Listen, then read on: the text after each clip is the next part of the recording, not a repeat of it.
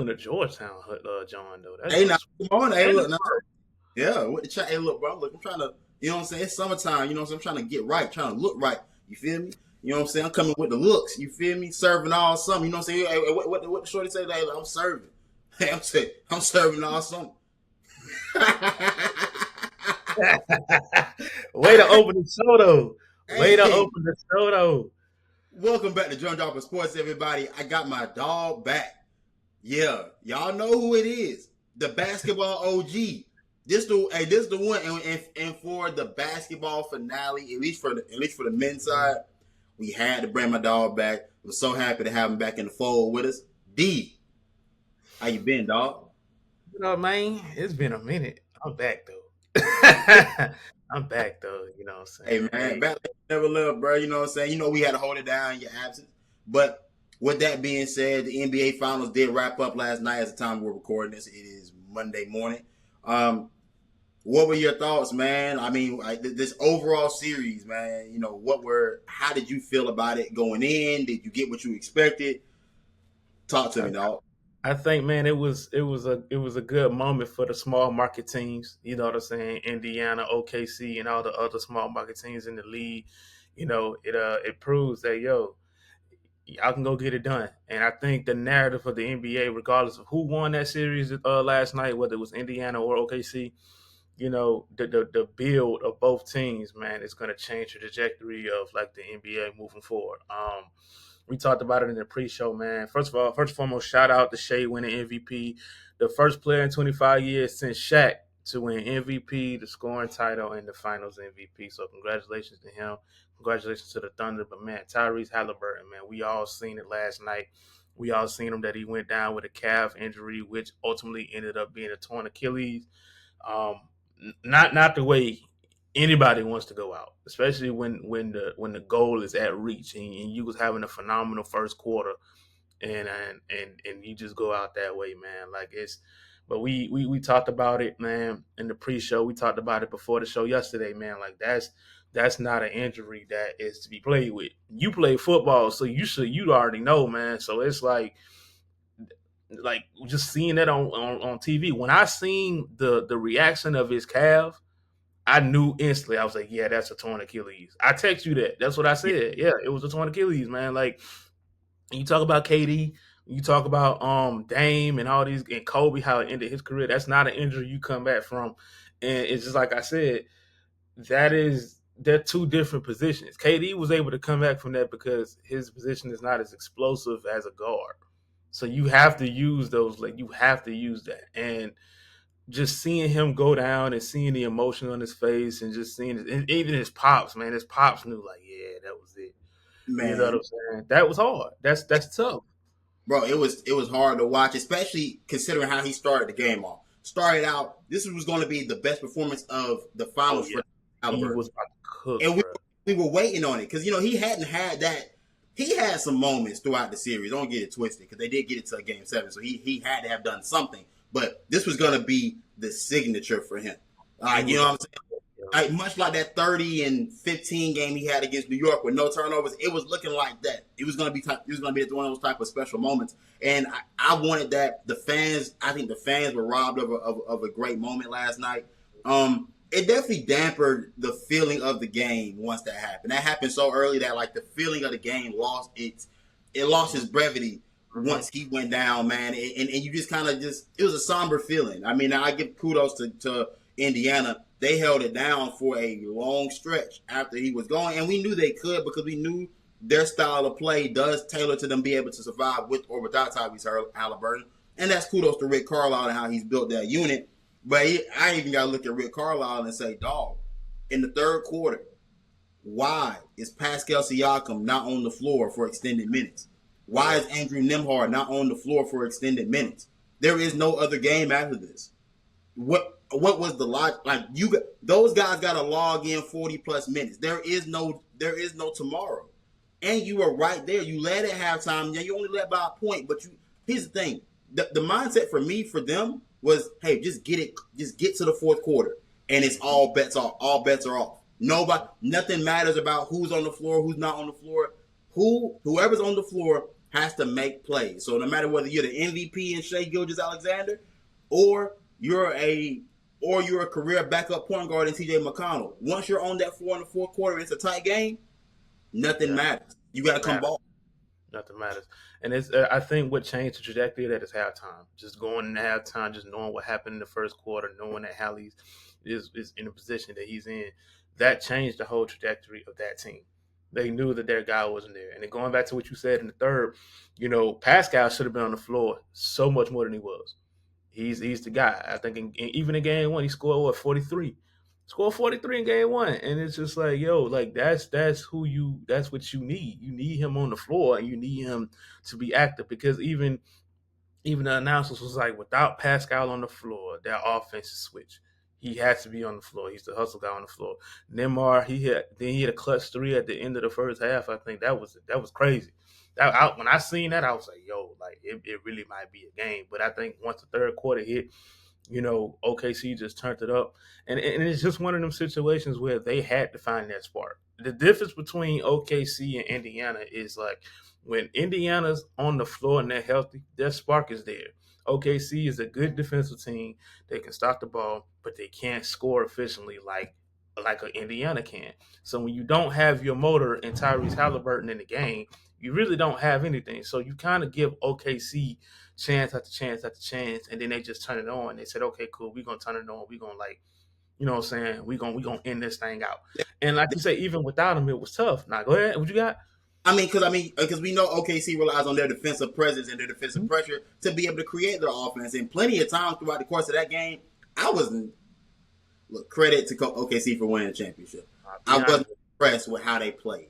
I was not either. I seen it, and I remember texting the homie. I was like, yo, like from Indiana standpoint, I understand, but for OKC, this is kind of like sloppy basketball, though. It was just sloppy basketball for me. Shout out Chet though. Shout out Chet on the defensive end. Showing up multiple blocks in that game. He really wanted it more, but like offensively, I think in the offseason, that team has more work to do offensively because now you're gonna have teams who are gonna rely defensively, who can do the 1-2 punch, who can play defensively and play offensively, and that's something that they're gonna have to do moving forward because Shai has to be a better shooter. Jalen Williams, he's a consistent guy. I think Chet has to be more consistent down low, being the size that he is, and so on and so forth. I think Caruso, he brings the energy off the bench, but they have to be a more consistent scorer to match that defense because they think about it, their defense, their scoring usually come off the transition. Indiana is a team that really can pace them on the transition and have them set up a half-court offense. So when you look at OKC, bro, like there's a lot of teams that's gonna like match up with you. So you gotta have a half court offense, and it can't just be Shai dribbling the ball, dribbling the shot clock out, trying to go get a foul and get to the line. Like nah, like he has to be more efficient as a passer, as a shooter outside. You know what I'm saying? There were times he took shots that were just tough. I was like, yo, I was like, Draymond, bro, you ain't Kobe. You ain't got that kind of shine. Like, They and like you said, like those moments where Shai is settling for tough shots, I'm just like, dog, that you got to do a better job of facilitating the offense, which I'll give him credit. He did end up with like 12 assists last night, 29 points and 29 and 12. He made it a point to force the issue. The reason why I'm not mad at him last night is because nobody else could get a shot. Nobody else could hit a shot. He did a great job of making sure that, hey, look, I'm gonna empty the clip. And if it win or lose, nobody's gonna be able to say that I didn't leave it all out there on the floor, and I'm gonna try my damnedest to try to get it done. And it looks similar to Kobe Bryant's Game 7 against Boston back in 2010. If you look at this look at how the stat sheet played out. Like Kobe shot a abhorrent percentage in that Game 7 back against Boston. Shai Gilgeous-Alexander shot a similar way. I think Shai went like 9 for 27 from the floor. But obviously just forcing the issue and try to make sure he wills his team to a victory. J-Dub, it wasn't the greatest game from J-Dub. I've seen better. He hit some shots here and there, but overall, like obviously he had like a 3-game stretch throughout this NBA Finals that was like magnificent. He was getting to the rim. He was finishing. He was doing everything under the sun. Chet Holmgren, though, like you said, Chet showed you a lot of what is left for him to gain in his game. Obviously him on the defensive end had a huge impact. Rebounding the ball had a huge impact. once that offensive side, reaches its peak, and that's the scary thing about OKC is that the difference is between I think them and Boston is that this team is still very young. Like when Boston finally got their championship, that team had been together for a while. Those guys were getting close into those peak ages, so it kind of all happened all at the right time, and we were, there isn't much more of a ceiling for them to reach. I think they have already reached the top of what they can be. They just got to maintain it. OKC hasn't even reached that point yet. J-Dub still has another level to go. Chet Holmgren has a long way to go before I believe he's at his peak as well. So, things are open for them moving forward. I think what I like about the Chet Holmgren situation is the new profound rivalry between him and Wemby. So now it puts pressure on Wemby to become, the ceiling that he is. And now it's like, Chet already got his ring. You know what I'm saying? Like you say, he has a long way to go. When he tore his foot before his rookie season, I think, and people thought that he wasn't going to be the same player. We've seen it last night. Like, yeah, offensively, he's not that efficient, but defensively, he shows up and he's an impact. And he really helped that team out last night. There were times where Miles Turner was like going blow for blow with him, and then he was just winning, dubbing it. But like he really showed up. He wanted to be a champion last night, and I think that's just the difference between him and just what can he become. I think Jalen Williams. I think he's going to be a more efficient scorer. Moving forward, he's definitely going to be that second option moving forward. He's definitely young.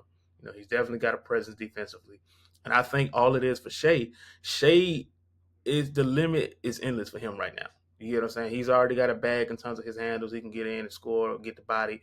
But if Shea gets a shot, we've been saying this about so many superstars about shooting, because shooting is in every game. If Shea gets a shot, a consistent shot from mid-range to three, it's over. It's over. Like he has the length, he has the size, he has the strength. If he gets a shot, it is over for the league. It's over for the league. I think he's already there in the mid-range. The 3-point shot is where it's got to evolve. Like it just does not have. He doesn't have the range. It's just the 3-point shooting in general, and then not even having the range to kind of extend the defense out. That's definitely the next stage for him, because like the more I watched him, I didn't really realize how much that 3 balls isn't really in his arsenal yet. Listen. But now we talking about 3 ball. It was pissing me off yesterday. Lou Dort, stop shooting them threes, bro. Stop shooting them threes. You got the crowd talking about Lou. Every time you touch the ball, bro, you ain't hitting no 3, bro. Stop shooting them threes, bro. Get inside and shoot some middies. Get it, bro. You big, bro. You a whole tight end out there, bro. Get in there, get bumped, and get fouled, bro. Like, ain't no way you should be shooting threes. But I think we may have. Okay, so the last thing I'll say about Shea is this. Kudos to him, because he had one of the greatest seasons of all time. He led a 68-win team, won the MVP, won the Finals MVP, and is an NBA champion, all in 1 year. This is one of the greatest seasons. I think when we talk about it amongst the history of the league, this would have to be. I would have to presume a top 10 season of all time, just based off of what he was able to accomplish, what he was able to do numbers wise. I think I very much appreciate SGA for being one of the best young leaders in the game. I've been touting that for the past few weeks, that he is one of the best young leaders we have in the game of basketball. He is a franchise guy, a guy that you really want to put your, hitch your wagon to and lead your organization to the top. He's proven he could do it. He's not afraid of the moments at all. And again, the best thing is that we all kind of feel like there's still more to grow for him. Like this, not even being what we think is his actual peak is the fun part, at least for the fans. Like, we still get to watch this guy grow his game. Over the years, we get to still see this team. I think that championship for them last night. If you just think about their entire run, I just think that we saw so many, deficiencies with this team, and they were still able to battle through and get through and win. And obviously, things have to go your way somewhere along the way to win a championship. This is not new for anyone. I think for them getting their first one, it's going to be interesting to see if they can now meet the expectations from here on out. Can they continuously improve? Can they continuously maintain this level of dominance? So I think that's I think they will for a while. I don't think there might be multiple. I don't think there'll be a back to back. And the way the league is shaping up, I don't think there'll be a back to back at all. I think we talked about in the pre-show the number of games and the limited of rest these cats get. It also affects their bodies now because these players are a different type. All these players are explosive. They're more skilled, so they use their body more than they do, than any years past. You get what I'm saying? Um, and they gonna be out there like Halliburton is out. Let's just keep it a bean. He out for the year. So Indiana is probably not going to be a threat this year. You look at the East. How good is Cleveland going to be next year? Orlando is stacking up numbers in the East. And then you got to look at the West, man. Like the Spurs, bro, they looking good. KD going to the Rockets. How is that going to affect them? You know what I'm saying? Like what the Lakers going to do next year. It's just so much that goes into it. Like everybody is coming for everybody. Even in the East, bro. Like if you're the best team in the East, teams are coming for you too. It's not like you winning for like the champ. They coming for the East team. Now the Yeah. East team out. You know what I'm saying? They coming for Boston. Boston ain't gonna be good next year because they lost their star. Like it's I gonna just be so interesting. they just going. It's just going to look a little different for him. It depends on the off season, bro. It depends on the off season because he's like Jalen Brown's been in trade talk. So I mean, it's What shoot? What now that you said that because this is a topic I did want to get to. I said with Dame, Tatum, and now Halliburton all being done for the year in the Eastern Conference, who do you favor now to come out next year? So to answer your question, you asked who do I think contends next year? I'm assuming in the East. So uh, New York is one. New York is the favorite as of now. I feel like they're gonna keep that core together. Obviously, Tibbs got let go in the offseason. Still don't understand why that happened. But I think New York is the top favorite in the East. Two, Cleveland. Cleveland keeps some of that core there. Cleveland is definitely number two. Number three, shockingly enough, but I don't think it's a surprise. I think Detroit. Detroit takes that next step in the East. Those are my top three. Those are my top three in the Eastern Conference, at least as of now. I feel like and honorable mention is Orlando. Yeah, Orlando is trying to get some new pieces. They got the new jersey. Shout out to the new jerseys, and they trying to put a core together around Paolo. So those are probably my four. You know what I'm saying? That's more contendable in the East right now. and I would agree with that wholeheartedly. Like you said, all of these teams either have young pieces or guys that are ready right now to go contend for Cleveland. Look, man, your arch nemesis is out now. Like Indiana's down for the count. There's no telling what Indiana does in the offseason in terms of team construction, guys that they choose to keep, guys that they choose to let go. Boston, even Boston's been in some trade talks. We've seen some things swirling around with them as well. I think Boston will still be good. And even in the East, I think with Jaylen Brown, Peyton Pritchard, Derek White, depending on what they do with Drew Holiday and Kristaps, certain moves here and there, I think that's good enough in the East to get it done. We'll have to see. New York should be at the at was teams at the top of the list. What will they do in terms of constructing this team? Who will be the head coach? I'm under the assumption that Rick Brunson will be getting the head coaching job here in a week or so. I just think what they've done, they've not shown me that they're actually serious about going to get a head coach, by just trying to interview guys that already have jobs. That's Yeah, weird. yeah. So That's crazy to me. yeah, That's crazy. Because it's like sorry to cut you out though. It's just weird because you get them to the best position in years and you let them go. Like I get it. Like that shows a lot about the front office not trusting the team and saying like, hey, like you ain't gonna be back here again. You lost. We're gonna let you go. I just don't understand that at all. Now if this goes back to like years of whatever when Tibbs was there, and then it just kind of like if it was more like a Mike Malone situation where things were happening behind the scenes that we don't know of, and it was like, all right, cool, gotta let you go, cool. But it's like even that situation don't make sense to me. Like you get to a certain level and it's like, yeah, we gonna let you go. Like Mike Malone should still be in Denver. Like Tibbs should still be in New York. Like it just like what is the issue at this point? and I'm gonna have to assume there was something else going on behind the scenes or things that they wanted done with the team that he just would not do. And Tibbs is a strong minded coach. He's gonna do it his way or no way at all. So things. Ownership may have felt like the team wasn't moving in the right direction in terms of being able to progress towards getting to that next stage. And I mean, Tibbs and his teams have always struggled to get to that next stage. Hence why he's never done it as a head coach. But yeah, like I think all the teams you named in the East, Orlando's interesting.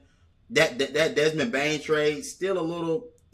I need another move to happen for Orlando for me to feel like they're really gonna make a strong push. I think with the current East how it is, they'll be better. But I don't know if I have you as like you're not. I don't know if you're a champion. You're not a championship contender as currently constructed. But you know who else that I'm just gonna throw them out there, and I do genuinely feel positive about where they can land now. The Charlotte Hornets. I do feel like the Charlotte Hornets, just with the sheer amount of teams I knew that's you was going gonna to be say that. down, I'm saying be a playoff team.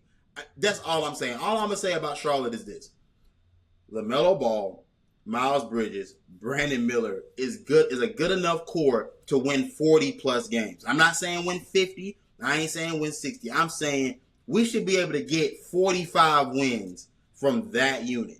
And that should be enough to get you in the playoffs in the Eastern Conference. That's all I'm saying. I don't expect them to do a whole lot. I'm just saying the playoffs should actually be an expectation for that group of guys. Um,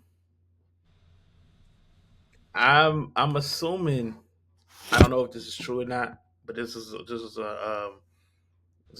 something that came out a while ago that Lamelo has unfollowed Charlotte on Instagram. So I don't know if something is happening with that. I don't know. Obviously, you hear about the player, one of the prospects in the draft, who people think is Ace Bailey, doesn't want to work out with Charlotte because they don't want to play with Lamelo. And before I throw anything on Charlotte right now, what's going on in Charlotte? Like, what's really going on in Charlotte at this point? You get what I'm saying? Because if it's to the point where you literally have prospects name calling players that they don't want to play with. They didn't even say who the prospect was. Again, we're assuming that it's Ace. A lot of people, I'm not assuming, but people are assuming that it's Ace. That's not good. That's not good at all. You know what I'm saying? Especially if you have the 4th pick in the draft. It, Like, it it's not good. I'll say this though: the prospect and it being rumored to be Ace Bailey speaks more about him and his current situation because nobody feels great about you either, kid. I don't know if you know that, but the talk going around about you denying workouts and moving in a certain fashion. I don't know if I would. I don't know if that's how I would go about the business of of selling myself to the NBA. But if he feels like he is as good of a prospect as he thinks in his mind, then for sure, hey man, I don't know. it was talks that we could get Con up. And I'm cool with that. I Give me the I second think best group. Baylor is the best option for y'all. Ace Bailey is the best option, but if it's No, if no, it no, I didn't say Ace Baylor. I ain't worried about Ace Baylor. Edgecombe from Baylor, the oh, it's guard. come from yeah. I think I think just based y'all have enough scoring. The guy that y'all have that can score just got to stay healthy. That's the only. That's Yeah, the he does.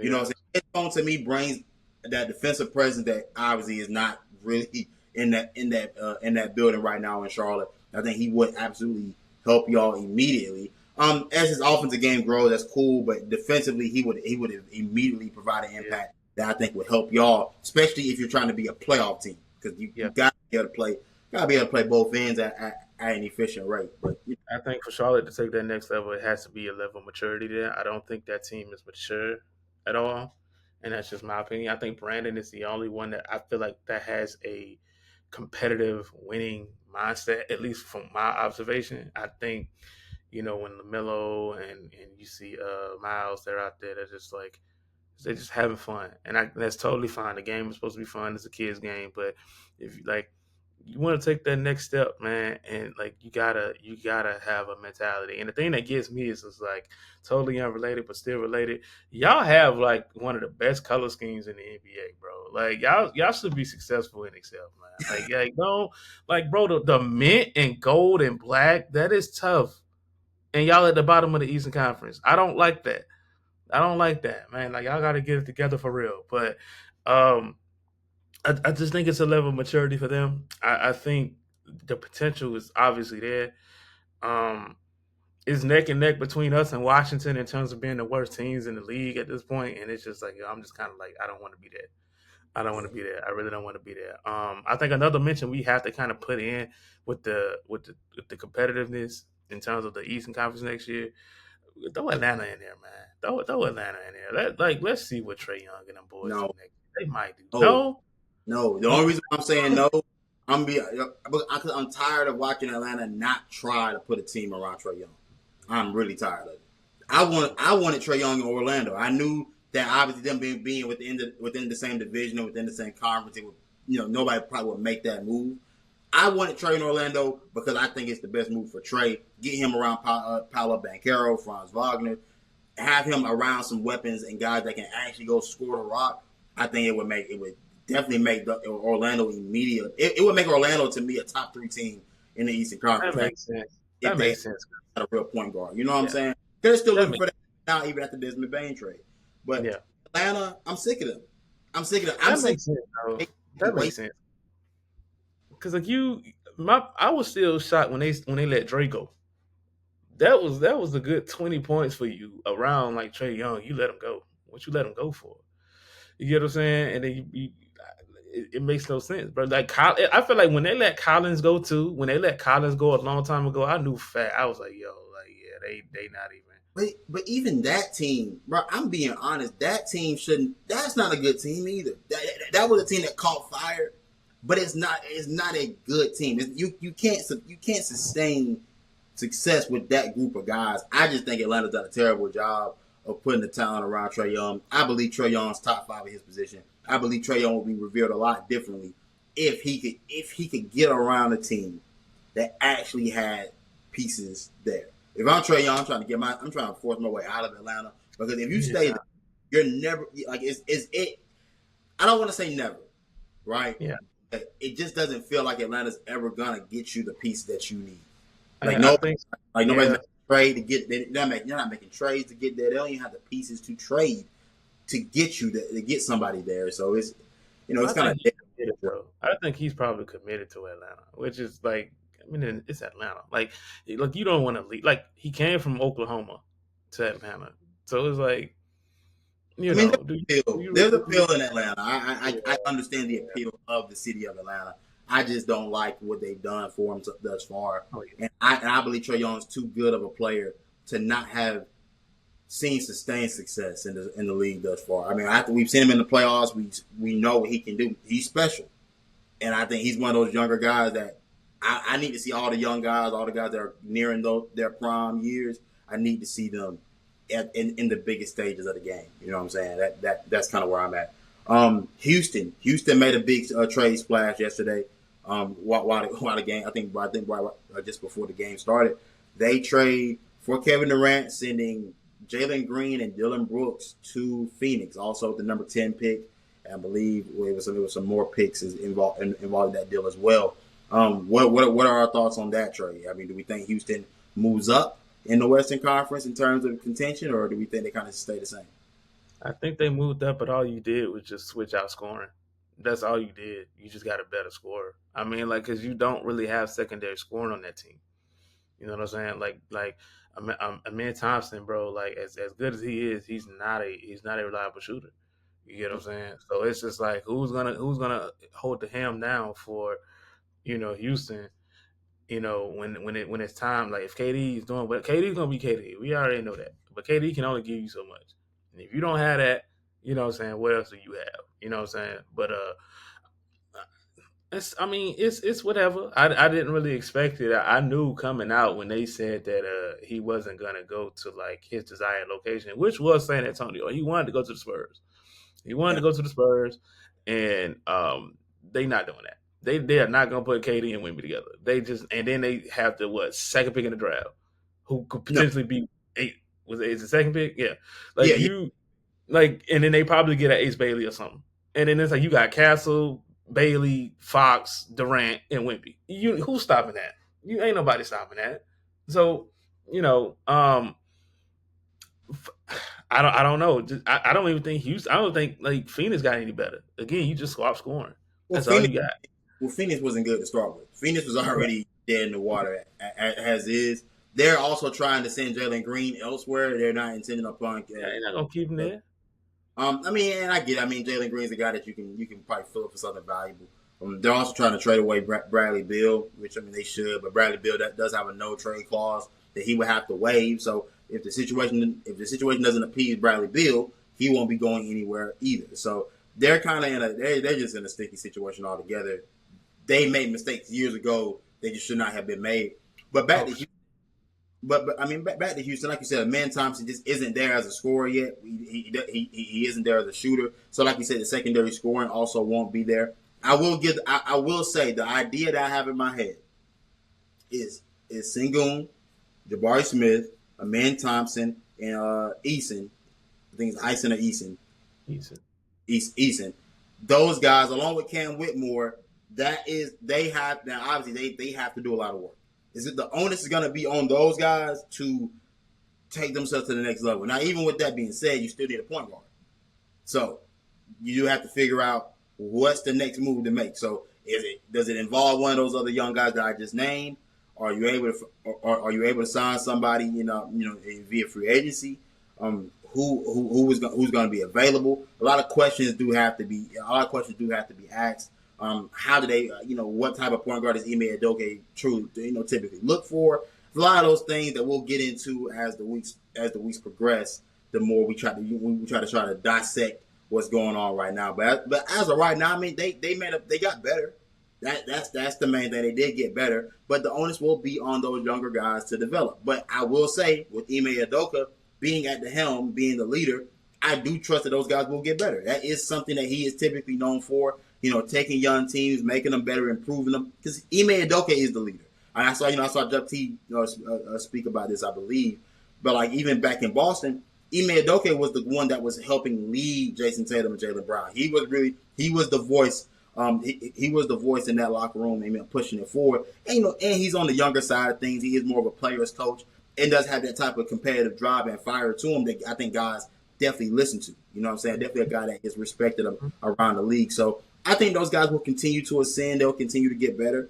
They'll figure it out. They'll figure it out. Fred VanVleet's still on that team though. Am I He is.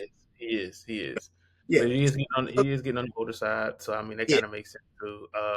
But I feel like he's still a quality point guard. He's still one of those guys who can go out and score and facilitate as well. It takes less pressure off of him now that KD's there. But I think the biggest elephant in the room for that is Amen Thompson. How will he develop in the off season? How will his scoring develop in the off season? Like the boy's already a freaking nature, man. But like he has to score more outside of the paint. So I think that's just more of like who's going to be that secondary option. I think Sangoon is a good job at that, but I think from a perimeter standpoint, you kind of gotta tie it up with like OKC, except there's KD in the mix. You know what I'm saying? Like you got a guy who's inside who can help you out. You will have a guy who's outside and KD, and then you got a Main Thompson who's just kind of like is an all around guy. So I think just finding that balance and just having him develop, which he probably already is, but like just see where that is, and I think they'll be in good shape. I mean, they was one of the more improved teams this year. You get what Yeah. I'm saying? Jalen Green, like say what you want about Jalen Green. When he's hot, he's hot, dude. I think that's just. But I feel like too, um, with a lot of these prospects, man, there's a lot of pressure with these kids, and it's just like it's a lot of pressure for these kids to be great. And I'm just going off a topic here, but like you look at Cam Reddish coming out of Duke. Cam was supposed to be the guy, man. And then there's so much pressure on him, like and he's an ISO scorer. He's more like Joe Johnson. If he was in the era of like the early 2000s, Cam Reddish would be great. Cam Reddish would be great, but that's just not how the game works anymore. It's not like it's not all ISO ball anymore. Like those days are long gone. Like those days of minus from Shea, but Yeah. those days from like James Harden doing all of this stuff, like no, like not doing that anymore.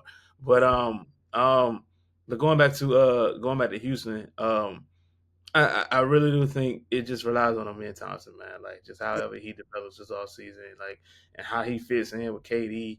And I think for Van Fleet, he'll do as much as he can as a guard. But I think that they do need a backup. Just Yeah. somebody younger who can come in and just like facilitate and run that second unit or a little bit of the first unit, and then I think they'll be fine. Yeah, absolutely. But Amin Thompson's ascension this year is what caused Jalen Green to get traded. Mm-hmm. And also Jalen Green also hurt himself by not having that level of consistency yet. I look at the guy that the other guy in that draft, Cade Cunningham. Cade Cunningham is showing me that consistency. Cade Cunningham showed me that has shown me that true ascension as well. You know what I'm saying? So for seeing that on the other side of a guy that that y'all were just one pick apart, and you haven't shown me you're as trustworthy. I don't know. I understand the reasoning behind Houston's decision. But I mean, it is a risk. It's all a risk because you are relying on Amin Thompson to take the next step. Thus far, through 2 seasons, I think Amin Thompson has earned the trust of everybody around him in that franchise, and he does feel like a kid that just really wants it. And he has all the capabilities of having it. How far of a leap does he take in year 3? That I don't know. And so I mean, I believe he'll be better, but if it's not, we know how it goes now. With KD on your team, the expectation is going to be in a championship scenario, and I just don't believe that's where they're at. I think they got better, but they're just not there. But again, the onus is going to be on all those young guys that will remain once this trade is said and done, and once moves are done being made. Guys will have to take it upon themselves to push this team towards the next stage. So man, what you got anything else? Because I Yeah, got I actually do. I want to like wrap on this real quick. Another topic that has been heavy on the NBA world is Memphis. Traded away Bain. Um, Stephen A. made some comments about Memphis about how it's just probably the worst place to play and how like the city needs to kind of like vamp up, just the crime scene and everything else there. Because a lot of NBA players do, even former players say like Memphis is an uncomfortable place to be in, even on the road. It's uncomfortable. So just imagine if you're there as an athlete, you're one of their prime players and you're there. And the trade of Desmond Bain, what is Ja's future in Memphis? He's become a fragile player now. He can't stay healthy. So I think Memphis is in a loop. It's in a loop because, what does that mean when you trade Desmond, who was a key piece for you? You trade him. What really happened for you to trade him? Are y'all really switching over and y'all starting over? Are y'all gonna risk it and trade Ja and just move the pieces? Is this gonna? It's so many questions that involves that franchise right now that it's just a whirlwind. You get what I'm saying? So the first 4 round picks is why you trade Desmond Bain. That's why that's what I'll say. Just being able to build this team continuously, even if you decide. Now, obviously, we don't know what's the next stage. Do they choose Jaren Jackson to build with? Do they choose John Moran to build with? Those questions still are looming to be answered. I believe they're going to probably try to roll with those two as of right now. What you acquired, Casey. I think you acquired with Cole Anthony in that trade. Cole Anthony and KCP. I don't know. I doubt KCP's going to stay there. I think him being an older vet, that situation not really being settled is not it doesn't behoove him. He'll be in a champion. He'll be getting moved to a championship scenario somewhere else. That's he's one of those valuable pieces that helps take you over the top. But as of right now, I believe they're just going to wait and see. I think they're also still in the market for a head coach, if I'm not mistaken. So it's still just a lot of question marks. Truthfully, I mean, I think this team missed their chances. They missed their. I think the mistakes for them started once you let go of Dylan Brooks. Because say what you want to about Dylan Brooks, bro. He has value, and for what it's worth, he adds winning to the places he's been. I look at what he did for Houston this past year. I believe that team has a certain mentality and a certain vigor about them because of Dylan Brooks. Maybe not solely, but he does help. He does help elevate the room. He is one of those great utility guys. Can play, can play out there on the perimeter defensively. Can provide solid scoring here. On certain nights. You know what I'm saying? So I mean, I think a lot of them mistakes may have started there. You know what I'm saying? So I'm just not quite sure. where Memphis is headed right now. I think if these rumors are true about player safety in the city of Memphis, I think they might be another. They might be part of an expansion. I don't. I think the NBA is so big on safety and player safety, and the city of Memphis is the city of Memphis. We know about Memphis. I love Memphis, bro. I ain't gonna hold you. I do. All about For that's a black city. I love Memphis. I've been to Memphis. It's cool. I've been with the team. I ain't never really felt threatened. So obviously whatever, but like if it's to the point where players are unsafe in being there, even the players in the franchise, they're probably gonna be moved. They're probably gonna be moved. They're probably gonna go. Um, and if it does, like, what do you do? Do you go back to Vancouver? Do you go to Seattle? I know there have been talks. I don't think Vegas should be a Bro, destination for that. I, Do you stay in state and go to Nashville? Nashville. Well, I would say they probably would stay in state and just and go to Nashville. But here's the thing: I don't think they're seriously considering that. These are all No. just things that have just been said by Hmm. Stephen A, Kenyon Martin, and things like that. Now I'm not a player. I've never. I think I may have been to Memphis once in my lifetime. I don't know. I don't know as much about the city. Um, but that franchise is not moving. Yeah. It takes too much to move a team that Hmm. even it just being a like in a quote unquote dangerous city isn't going to be enough. Nothing that we like people can say these things, but nothing has come out, nothing has been reported about player safety with in Memphis. That's the Hmm. that's my whole deal. Is Memphis dangerous? I mean, statistically, the numbers say they are a dangerous city. But bro, I just being truthfully honest. I mean, I think any city you go to, Yeah. you're running into crime everywhere. I know people. I think sometimes it may get overstated. Like I've never play this. I've never heard this about Chicago. You know what I'm saying? Yeah. I've never like as far as crazy of a reputation as that city has. I've never heard this about Chicago. Now, obviously, we're getting in a territory of things that I don't really know as much Yeah. about. But it's just one of those things where I'm like, bro, like being in a relatively big city, brother. There's crime everywhere. And you can go in to find the crime, and I mean, go like finding the crime ain't hard, and the crime finding you also isn't hard. You more so just got to take precaution, and that's literally anywhere.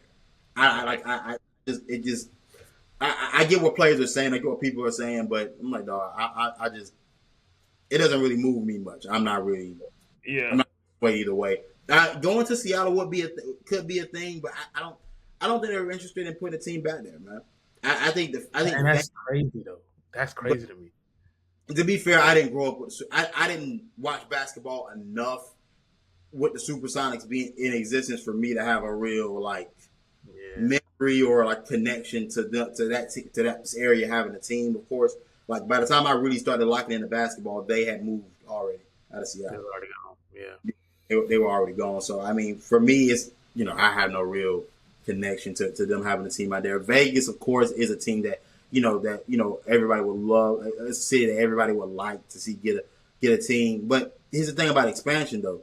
They're not gonna have an odd number of teams down in the league. This isn't like the W where like the W is still a growing league. So Hmm. they're trying to add teams bit by bit. The NBA, much like the NFL, they're gonna do it. It's gonna be multiple teams that get added at once, especially now that they're in such an established stage of the established stage in the landscape of the league. Um, I just don't see any. I don't see anybody getting added anytime soon. I think the NBA. Yeah. I think before the NBA adds any team, they have things that they need to fix within themselves before they even worry about adding another team to the mix. Yep. So, Yep. um, the only thing I had about the only thing I had left was the LaNorris Sellers situation. His father came out and said that he was offered LaNorris Sellers was offered $8 million to jump in the transfer portal. I know for people who can't read, I know there's a lot of y'all on the internet that do not read past the headline. But the inner workings of that deal would be that LaNorris Sellers would get $8 million over the course of 2 seasons. not $8 million up front, dumbass. You know what I'm saying? So I just need to put that out there, bro, because people were just running with the Uh, craziness of headlines. Like, bro, that's not $8 million guaranteed. If he goes to the league after this season, he would have only made $4 million. South Carolina's paying him upwards of $2 million right now. Obviously, last year was his first year as a starter. So I mean, he redshirted his freshman year. Last year was his first year as a bona fide starter. So the numbers for him did go up. If he wanted to maximize his earnings in college, of course, taking that money and jumping into the transfer portal would have been an option. But LaNorris decides to stay at South Carolina, decides to continue to build on what he accomplished last season. But I just want to get your general thoughts on that whole spiel. so, hey man, stay at the crib. As simple as that. Like he is somebody that really wanted to play at South Carolina. Somebody really wanted to create a legacy for himself there. I think. Um, I also think I'm trying to like select my words carefully because I do work in athletics. I think it kind of shows the groundedness of the parent. You know Yes. what I'm saying? It shows that because obviously you hear 8 million. That's 4 million. Every 2 years like that. Of course, the parent gonna be like, "Yeah, go take that." But for him, even with the Norris, he said in his quote, like, "Yo, his family's here, his brother's here. Like he didn't build something here in year one. Like, why would he want to go anywhere else? You know what I'm saying? Like, and it's just it probably is tough for the kid. You know what I'm saying? When you got like people just shouting down your neck saying, "Hey, like." Da da da. Like, and the thing is too, like, where was he gonna go? Was he gonna go to like like where? You feel what I'm It, saying? Like, and here's my thing too. I want to get back to the point you just making. That is a very pivotal point that you just made. But I'm tell you right now, it's a nasty game out here in college athletics, dog. Because that to me, see, that is what should be penalized. Tampering with players that are not in the portal, trying to get them to jump in. Now that should be getting scholarship snatched. Like that's where if the NCAA wanted to do anything right, they would get in and regulate that type of mess. yeah, That's the that's the stuff that doesn't need to be a part of our game. Obviously, we knew it was always going to be a thing once the transfer portal became a thing and once NIL became a thing. We knew tampering was up next. But that's nasty business, man, and also to the point of understanding your worth and understanding that all money ain't good money. If you're projected to be a top pick of the NFL draft, everything is moving in the correct way for you right now. I think stopping your motion to try to chase $8 million at a position that is premium in the NFL that will get you paid upwards of $20 to $30 million a year. Even if you're a backup, you could possibly be seeing 20 M's a year. You know what I'm saying? Like that's how important that position is. If you slut yourself out for $4 million a year, dog, then you'll do anything. And that's kind of especially what if it's that, a last year too, bro.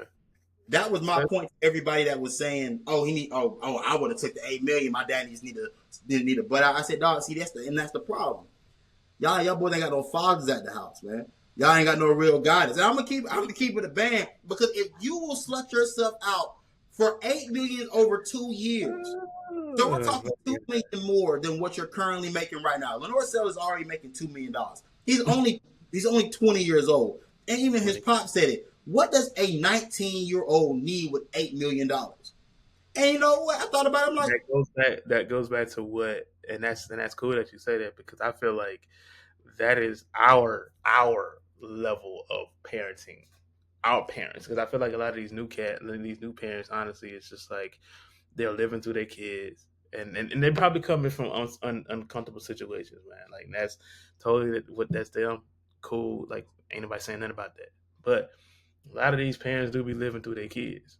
You get what I'm saying? And a lot of these parents were like, "Yo, how much you paying?" On like even Nick Saban said it like a while ago when he left. He was like, the process through all of this stuff is just like these parents and these kids. It's not about how you can better them as men, how you can better them as students, as athletes. It's all about how much you gonna pay them. And you know what I'm saying? Like you said, his pops was just like, yo, like, wow, like you 20 years old. You at the peak of your career. Not the peak, let me not say the peak, but in terms of college athletics, you're like right there. yeah, You're projected to be a first round pick. You took the world by storm last year, and then your ceiling is only going to go up, and you still get paid. So it's like, what more could you want? You feel what I'm saying?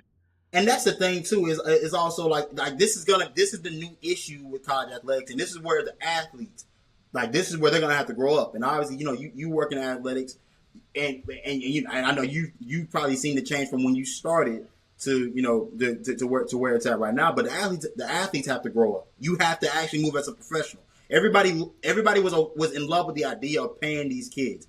I was too. I wanted guys to get their just due.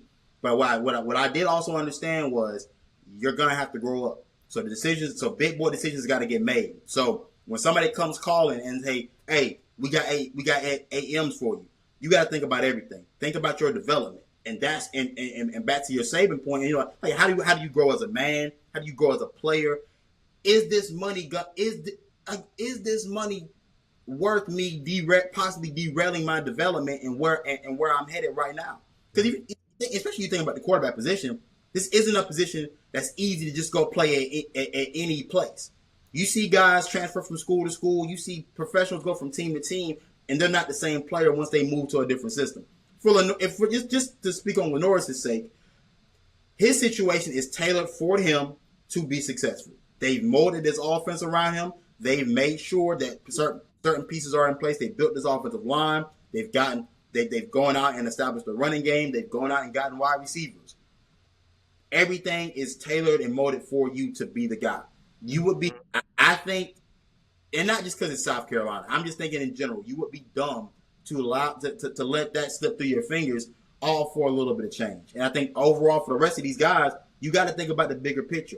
Is the decision you're going to make right now, is it going to help you long term? And that's the grown-up part of the NIL era that nobody really wants to talk about. But again, these are grown folks' decisions, man.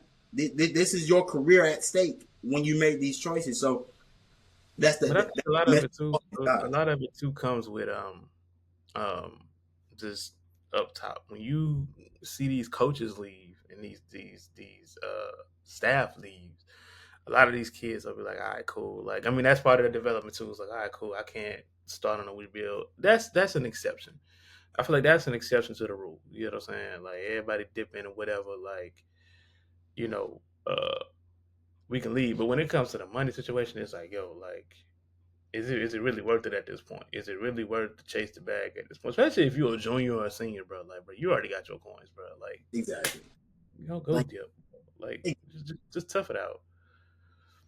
but again, this is the new era. This is the new way of the NFL. Oh, we can talk. I got one more thing we can hit before we get up out of here, man. The Cincinnati Bengals, Shamar Stewart, their first round pick, has yet to sign his contract. He's not in a deadlock with this situation as well.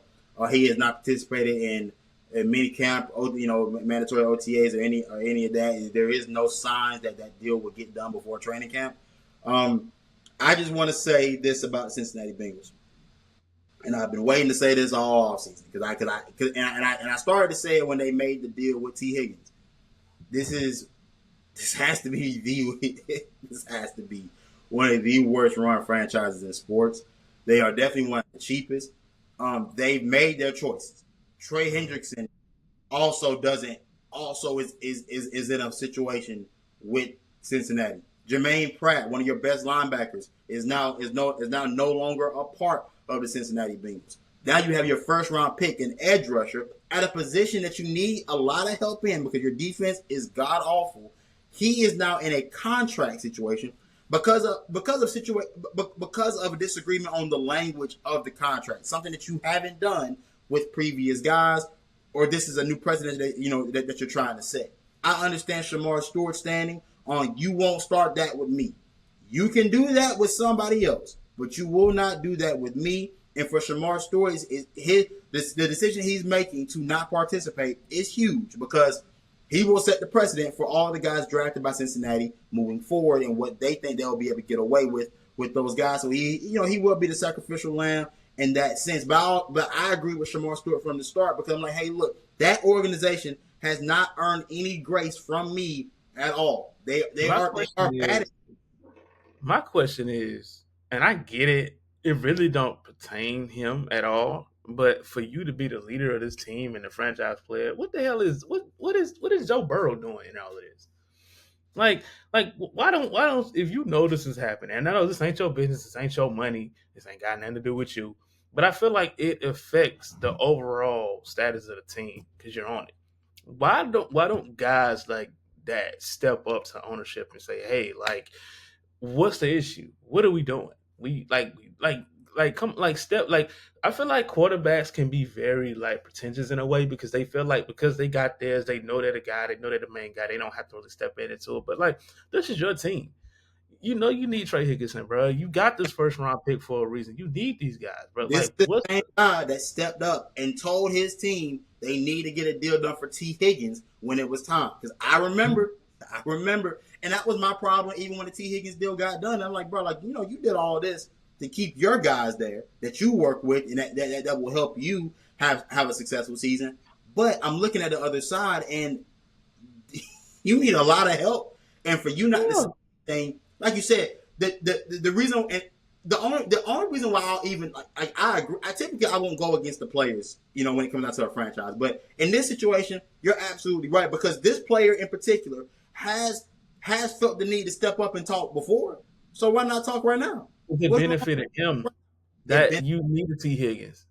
You necessarily I mean you do, but from your stand, you don't need a Trey Higginson. You don't need Stewart. You don't need none of them guys right at this point. So it's like, all right, cool. But at the same, it affects you as a whole because these are pieces that are gonna help you win. Your defense was atrocious last year, bro. Like you should be the first person to step up. Like yo, like that takes more stress off of you, if anything. So it's bro, like, there is more value in an edge rusher being on your yeah. team than another receiver. Mhm. And I said this when the deal got done with T. Higgins. Then I said, look, at what point do you grow up as a quarterback? Because everybody, all of your peers have lost weapons, they've gained weapons, and they've lost them again. Patrick Mahomes has lost weapons. He doesn't have the same weapons he won his first Super Bowl with, and he's going on to win two more. Mhm. Josh Allen has lost weapons, went on to win an MVP award. Lamar Jackson has spent the first few years of his career without weapons, has just now gotten to get some consistent ones, but he's also won multiple MVP awards. You, on the other hand, you spent your first year without your bona fide starter in Jamar Chase. Cool, you know what I'm saying? You got injured, things happen. Woo. Since then, you've had Jamar Chase and T. Higgins. You've not you and you want to make sure you keep all of that together. I said, bro, at some point that team's gonna have to improve, and you're gonna have to sacrifice something, and you can't keep it all together just for your sake if you actually want this team to be successful. Now I do feel a bit wrong in blaming the quarterback. I'm not blaming the quarterback because ultimately this falls on the franchise and the decision that they make. So that's who's really at fault here, no matter what. The billionaire that owns the team, that's who's at fault. But Joe Burrow, brother, if you can talk up for T. Higgins, you can for damn sure talk up for Trey Higginson. Right. You can for damn sure talk up for Shamar Stewart. Like you don't think Brady was doing that in them years? Like Brady knew he wanted to win. Brady probably was doing that. You You know feel what I'm me? saying? Brady sacrificed money. He sacrificed Yeah. his own bread in order to make sure that other things could get done for that team. He probably did it more. He probably did it more than he should have. You know what I'm Yeah, saying? man. You know He what I'm ain't saying? doing that. I think the only quarterback that probably do that is Mahomes. Maybe. But he already getting bread outside of that. So it's like, all right, man. But like Burrow, bro, like, and I respect Burrow, bro, but like I do. I ain't I ain't hear nothing. I ain't nothing coming out. Your franchise is a little poverty, bro. First of all, But you should have won the Super Bowl a while ago, cause I ain't gonna hold you. And it's I, like, I ain't gonna put that on him for why they didn't win. They've had the opportunities. But I mean, it is what it is, dog. I don't know. It is what it is. But with that being said, this is John Dropper Sports. I'm your host, Shanti Stewart. This is my co-host, D'Angelo Stevenson. Glad to have you back, big dog. You know what I'm saying? Basketball season is now officially wrapped up. yeah. Football season's on the way, man. We here, bro. You know what I'm saying? It's been a fun year. You know what I'm saying? Since we restarted this thing up, we restarted the channel. Oh, hold on. I want to say something real quick. Exactly. I meant to text you this. Y'all meant to text the group chat. Shane, that WWE interest that you did for that recruit, don't do that no more. Don't do We that. We're we not. we we, We're not. we passed the cringy era, bro. Don't do that no more, bro. Bro. It pissed me off when I seen that. I say, bro, because you sound needy at this point, and you don't need to be that. You don't need to be that. Don't do that no more. Nah. But you Something know what it desperate. is, I don't though, know, man. man. It's Jim Dropper Sports. I'm your host, Shanti Stewart. Again, this is my co-host, D'Angelo Stevenson, and we out.